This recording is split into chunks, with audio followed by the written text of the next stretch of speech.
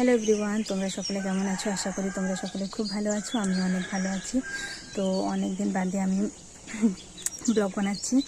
তো আমি প্রেগনেন্ট, সে কথাটা আমি তোমাদের সাথে আগে শেয়ার করতে পারিনি আমার কিছু প্রবলেমের জন্য। আর এখন শেয়ার করছি। এখন আমার 9 মাস পেরিয়েও গেছে। তো আমাকে আজকে ডক্টর ডেটও দিয়ে দিয়েছে। এখন আমরা আর কিছুক্ষণের মধ্যে নার্সিংহোম বেরিয়ে যাব। আর কিছুক্ষণের পরে আমাদের গাড়ি চলে আসবে। এখন 7টা সাড়ে 7টার মতো বেজেও গেছে। আর নার্সিংহোমে গিয়ে আমি কী করি না করি সমস্ত কিছু তোমাদের সাথে শেয়ার করার চেষ্টা করব। দেখি কতটা কি পারছি। আর অবশ্যই তোমাদের সাথে কন্টিনিউ ব্লগ শেয়ার করার চেষ্টা করব। আর এখন আমরা পুরোপুরি রেডিও হয়ে গেছি। এই যে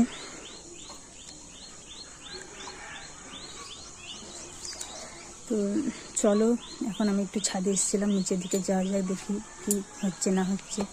তো নিচে এসে দেখি আমাদের গাড়ি চলেও এসছে। আর সকলে ব্যাগপত্র নিয়ে গাড়ির মধ্যে উঠেও পড়েছে। আমিই বাকি ছিলাম, তো আমিও গাড়ির মধ্যে উঠে পড়লাম তাড়াতাড়ি করে। আর আমি যে নার্সিংহোমে ভর্তি হয়েছিলাম সেই নার্সিংহোমটা যেতে আমাদের বাড়ি থেকে 1 ঘন্টার মতো সময় লেগেছিল। আর এদিকে আমরা নার্সিংহোমের মধ্যে পৌঁছেও গেছি।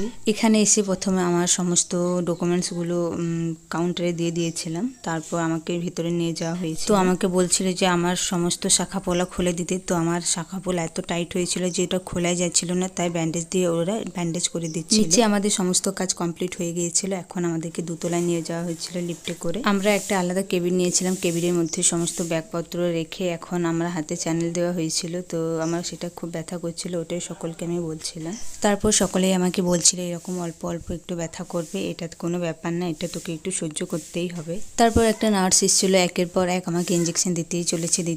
আমার তো ভীষণ ব্যথা করছিল। তারপর আমাকে ওটির মধ্যে নিয়ে যাওয়া হয়েছিল। আমার হাজব্যান্ড সেই সময় কোনো রকম কোনো ভিডিও করতে পারেনি, সবাই একটু টেনশনের মধ্যে ছিল। তো তারপর আমাকে আর আমার পুচুকে কেবিনের মধ্যে নিয়ে আসা হয়েছে। তারপর আমার ভীষণ পরিমাণ ঠান্ডা লাগছিল, মানে একটা কাঁপুনি হয়েছিল, তার জন্য আমাকে ঢাকা দিয়ে রাখা হয়েছিল। তো আমাদের বাড়ির সকলে ভীষণ পরিমাণে খুশি ছিল। আমি আর আমার হাজব্যান্ডও ভীষণ খুশি ছিলাম, কারণ আমরা মা বাবা হতে পেরেছি। আর সেই দিনের পর থেকে আমার হাজব্যান্ড কোনো রকম কোনো ভিডিও ক্লিপ নিতে পারেনি। আমরা ভীষণ ব্যস্ত ছিলাম। আর এটা হচ্ছে শেষের দিনের ভিডিও, যেদিন আমরা নার্সিংহোম থেকে বাড়ি আসি। আর সবসময় বেডের মধ্যে শুয়ে শুয়ে আমার গা হাত পা ভীষণ ব্যথা করছিল, তাই আমি একটু নিচে সোফার মধ্যে বসে আছি। আর আমি আমার পুচকুসোনাকে একটু কোলেও নিয়েছি। তার কিছুক্ষণের মধ্যে ডক্টর এসেছিল আমাদেরকে দেখতে। তো ডক্টর এসে দেখে যে আমি বসে আছি, তাই ডক্টর বলল যে বাড়ি যাবে, তাই একটু হাঁটাচলা করো, তাহলে আবার ভালো লাগবে শরীরটা। আর নার্সিংহোমের মধ্যে যে বারান্দা আছে সেই বারান্দার মধ্যে আমি একটু হাঁটাহাঁটি করছিলাম, কারণ ভীষণ ব্যথা করছিল, তাও হাঁটছিলাম। কারণ কি করব, না হাঁটলে নিজেরই আবার শরীর খারাপ করবে। আজকের আমার এই ভিডিওটি তোমাদের কেমন লাগলো অবশ্যই জানিও।